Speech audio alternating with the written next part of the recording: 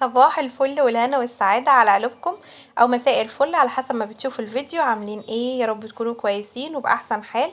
فيديو النهاردة شقة عروسة، والفيديو من عند ايتن عبده. بجد يا جماعة تابعوها، تستاهل كل خير بجد. شغلها ما شاء الله، اللهم بارك عليها. صفحتها اسمها فرش عرايس للسويسة، على الفيسبوك وعلى اليوتيوب. ده مش اعلان، بس انا بحب شغلها، وبصراحة يعني عجبتني قوي الشقة، فقلت ناخد افكار كده مع بعض، لان في شوية حبة افكار حلوين ما شاء الله، اللهم بارك. ربنا يبارك لهم في شقتهم يا رب ويسعدهم بيها. دي كانت طبعا اول ما تخش كده من الباب، في جنب الباب على طول حمام الضيوف. زي ما شفتوا بقى ما شاء الله، فرشاه الله اكبر. وطبعا هو النظام والستايل بتاعه شكله حلو قوي. ربنا يبارك لهم في حاجتهم يا رب. كمان نظام بقى العفش بتاعها طبعا كله ستيل، بس شكله راقي وحلو جدا، اللهم بارك. دي طبعا السفرة والفازة بقى، والشغل الستيل بتاعها شكله حلو قوي، اللهم بارك. طبعا النيش والبوفيه. النيش يعني منفصل كده القطعتين، وفي قطع صغيرة زي اللي هو الدولاب الفضية ده. طبعا هنا الصالون، اللهم بارك، الذوق عالي جدا. كمان الصالون شكله حلو، ربنا يبارك لهم فيه يا رب.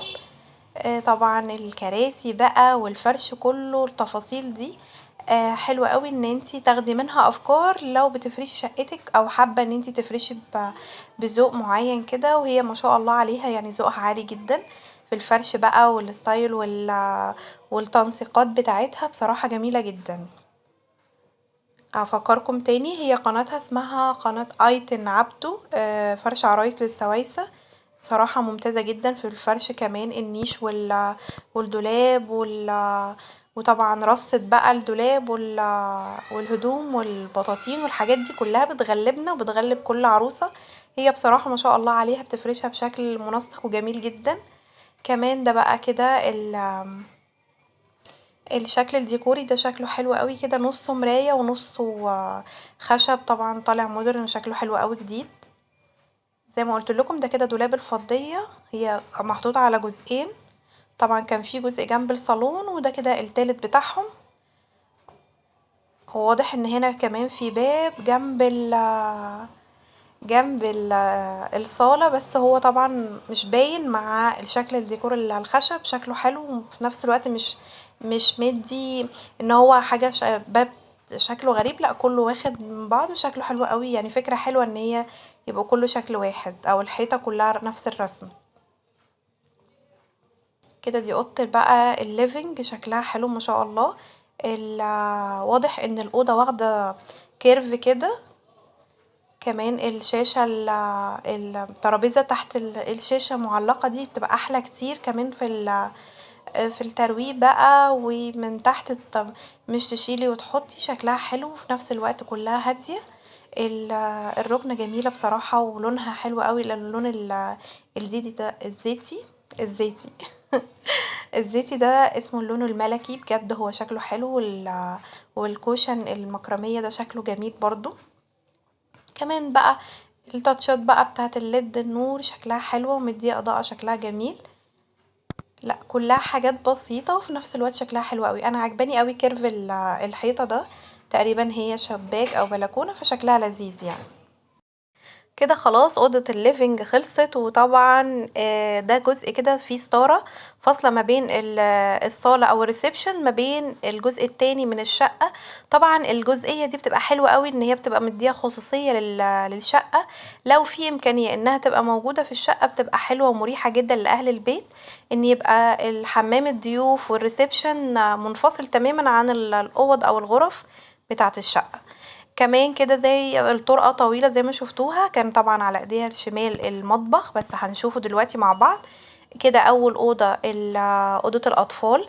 ما شاء الله اللهم بارك، يعني صحاب الشقة مختارين اكتر حاجات ذوق وهادية ورقيقة جدا، وفي نفس الوقت ما فيهاش شغل بقى الاطفال والورود والقلوب والكيتي والحاجات بتاعت الاطفال دي. شكلها رقيق وجميل جدا.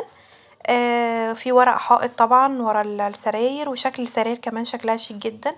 الفكرة الحلوة هنا بقى ان الدولاب واخد كيرف كده، كيرف الحيطة واخد زاوية، فشكلها حلو وفي نفس الوقت عملية جدا طبعا للبطاطين بقى واللحاف وكل حاجات اللي هي بتاخد مكان ومساحة، وفي نفس الوقت واخدة اكبر كمية من البطاطين او الحاجات اللي انت حابة تخزنيها.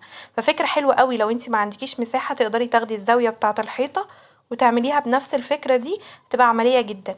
كمان الضلف اللي من فوق يعني تقدري ان انت ترفعي المستوى بتاع الدولاب يبقى واخد لحد السقف كده، كمان هياخد معاكي كمية تخزين حلوة قوي. الافكار دي يا جماعة لا خدوها بقى من الشقق دي، كل واحد بيعمل فكرة لو قدرتي تنفذيها عندك هتبقى حلوة جدا. كمان ان ترابيزة مكتب ويبقى فوقيها الشاشة لأوضة الأطفال حلوة، 2 في 1 أو يعني نقول 3 في 1 بقى، دولاب وترابيزة مكتب وكمان الشاشة، توفير للمكان والمساحة وحلو جدا. الله أكبر الله أكبر، يعني موفقين فعلا في التفاصيل الدقيقة دي. حلوة قوي ان هي ايه، يعني في حاجات كده بتفرق بصراحة، يعني بتخلي الاستخدام بتاع المكان بيبقى احسن ومريح اكتر. افكار حلوة ما شاء الله، اللهم بارك، ربنا يبارك لهم فيها يا رب. ادعوا لهم في الكومنتات ربنا يبارك لهم ويرزقهم الذرية الصالحة، اللهم امين يا رب. دي كده طبعا اوضة غرفة النوم فيها طبعا غرفة دريسنج. حلو قوي موضوع الكرسيين كده جنب السرير، طبعا لو في مساحة بيبقى جميلة وعملية حلوة قوي للقعدة كده بقى في الأوضة، بتبقى لذيذة يعني شكلها حلو في نفس الوقت ايه، حلوة بقى كده للعروسين يقعدوا كده يتونسوا مع بعض، تبقى لذيذة يعني.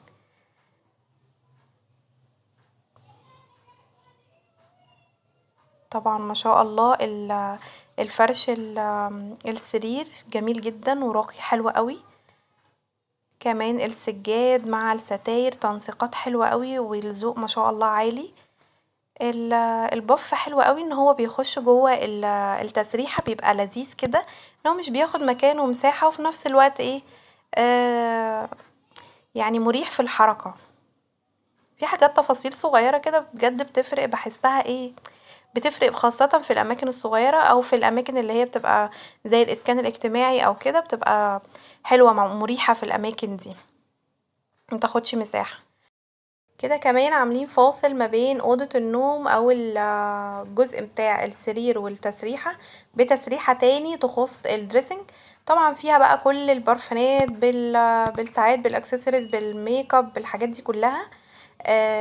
كل دوت يخص غرفة الدريسنج. كمان الدولاب بقى والشنط بقى وكل الحاجات اللي هي طبعا بتبقى موجودة في غرفة النوم. ده كده الشكل بتاعها ما شاء الله، اللهم بارك. الالوان حلوه ما بين اللون الخشبي والاسود، شكلها ما شاء الله اللهم بارك، ربنا يبارك لهم في حاجتهم يا رب. كمان الستاير شكلها حلو باللون الكشمير، ودي المكوة بتاعت الملابس طبعا، على فكرة حلوة قوي وعملية جدا. كمان الإضاءة لأوضة الدريسنج مهمة جدا وشكلها حلو وما شاء الله، يعني بارزة شكل المكان. طبعا هي اللي عبارة عن التسريحة دي كده يعتبر تسريحتين في المكان، كلها أدراج. طبعا حلو ان الأدراج ان هي بتشيل تخزين كتير. غرفة النوم طبعا هي ماستر روم، فليها الحمام بتاعها، هي ما شاء الله الله اكبر عليها ايتن يعني، ذوقها عالي قوي، وكمان بتعمل شوية ديكورات حلوة كده في الفوط بقى والبورنوس وشكل الحمام، اللهم بارك. لا يعني ذوقها عالي جدا، ربنا يبارك لها يا رب ويزيدها من نعيمه. ده شكل الحمام كده، الله اكبر. الجزء اللي بيبقى تحت الحوض دوت على فكرة عملي جدا ان انتي تحطي فيه تخزني بقى فيه الحاجات بتاعة المنظفات وكده. هو عملي جدا لو ما عندكيش مساحة ان انتي تعملي رف للتخزين لوحده، هو عملي جدا لان هو طبعا ايه تحت الحوض على طول. بس شفت في كذا شقة قبل كده ان في ناس بتبقى مثلا حاطاه لحد الارض، لا بيبقى مش عملي خالص مع المية، طبعا الخشب بيبوظ وبتبقى حاجة صعبة. فالجزء اللي هو بيبقى مرفوع شوية من الارض ده بيبقى احسن كتير. زي ما انتوا شايفين كده احنا دخلنا على المطبخ، اللهم بارك الله اكبر. شكله حلو كمان الأجهزة كل حاجة محطوطة في مكانها شكلها حلو وعملية وفي نفس الوقت مديها وسع للمطبخ. هنا كانت بتقول طبعا طقم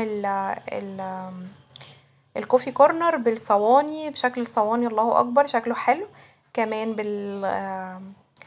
بالغلية بقى ومكنة القهوة جنب الحوض وكل حاجة رصتها بقى جنب تعتبر جنبها وتحت ايديها ما تبقاش بعيدة عن العروسة.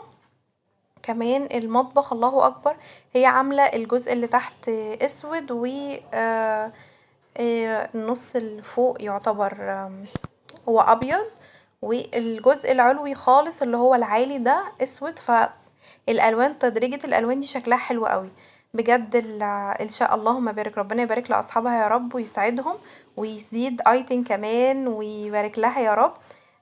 اتمنى الفيديو يكون عجبكم وتكونوا استفدتوا منه حتى لو حاجة بسيطة جدا. ما تنسونيش في اللايك بقى وكومنت اعرف بيه رايكم في فيديو النهارده واتمنى ان انتوا تكونوا استمتعتوا بالفيديو. ما تنسونيش بقى لايك وشير كتير. باي باي.